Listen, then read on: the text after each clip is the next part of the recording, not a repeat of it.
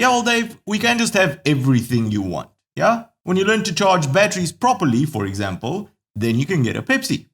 Welcome back to Long Way Home, everyone. The place where getting your motorcycle news is easier than pushing an electric bike through Bolivia, but not by much. Even before we start, I have to say that I am very impressed with this bike. I think Triumph has nailed it out of the park with the Trident because, at least on paper, with everything it offers from the triple engine to all the standard electronics and of course its looks, for under $8,000 this bike brings a lot of value to the table. I've been saying for years that motorcycle prices are way too high value-wise, and Triumph seems to want to shake up the market, at least in the midweight naked segment. But enough rambling, let's talk Trident.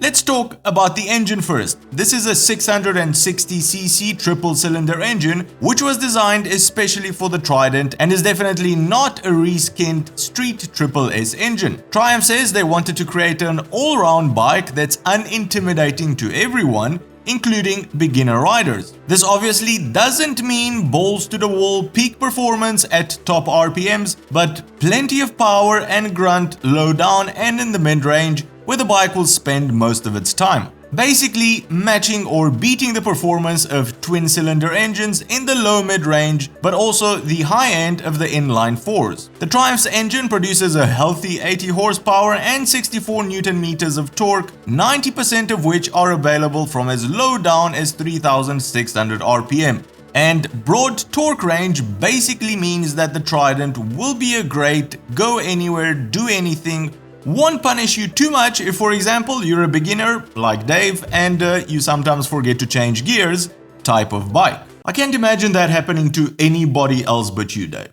Seriously. So a lot of R&D obviously went into the engine. Triples are more expensive to produce than twins. On paper, it seems Triumph got it right. But we will have to see when we actually ride one. Make sure you are subscribed to catch that. But where did Triumph save on costs to ensure great value? Chassis, suspension and brakes. They're not bad, they're just not very good. The Trident has a perimeter tubular steel frame. This is a new chassis from Triumph and it's more budget-oriented than performance-oriented, but together with the bike's short wheelbase, it should be plenty agile and again, make the bike not feel intimidating to beginner riders. While the suspension is Showa, which is impressive at this price range, it is completely not adjustable on the front and only preload adjustable on the back. Brakes are handled by Nissin on the front and the back with 4-piston calipers on the front, but they are mounted conventionally and not radial. While radially mounted calipers will give you better braking under very heavy braking conditions like on a racetrack, in normal day-to-day use you won't really know the difference. ABS is standard as well.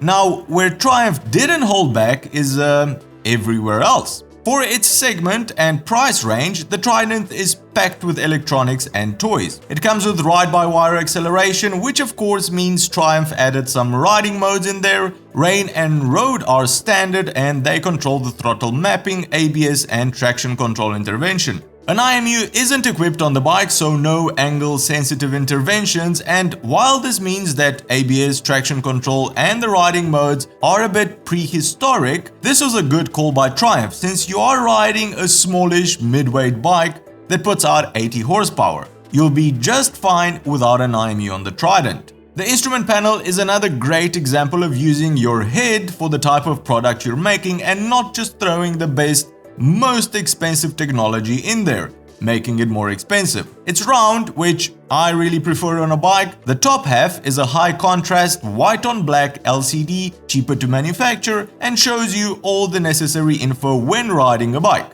And to make you feel that you are riding a modern bike, the more expensive full-color TFT screen is smaller and takes up the bottom half of the dial. Here you can go through all the bike settings, set your clock and see your trip computer. However, if you spec up to Triumph's connectivity system, a whole new world of phone connectivity, navigation, music control, GoPro control opens up to you, basically a fully featured infotainment system. For a bike that's less than 8,000 bucks, even as standard, this is an impressive array of rider aids and gadgets, and none of them seem out of place to me. There's no fluff on there that wouldn't be used by the specific rider Triumph is targeting with the Trident. And to add the cherry on top, in their effort to make this bike appealing to younger riders and be as unintimidating as possible, Triumph posted wet weight figures of 189 kilograms or 417 pounds, which in motorcycle land is a real pleasure to see. And to add the second cherry on top, how about service intervals every 16,000 kilometers or 10,000 miles and reduced workshop times, which are on average 25% lower than the competition, or so Triumph claims. So basically, your bike will spend more time on the roads and you will have more cash in your wallet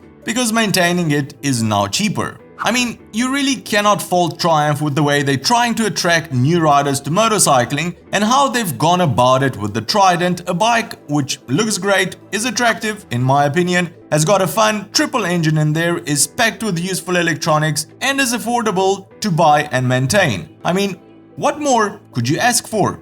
Well done Triumph, well done. Unless it feels like a complete dishwasher when I ride it.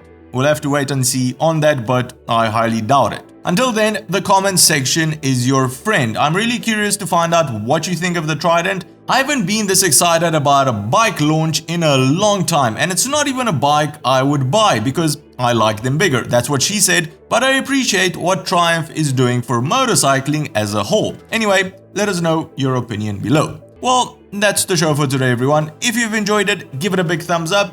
And if you think you've learned something new, consider subscribing or becoming one of our patrons to help us make more of these shows. Cheers, and I'll see you on the next one.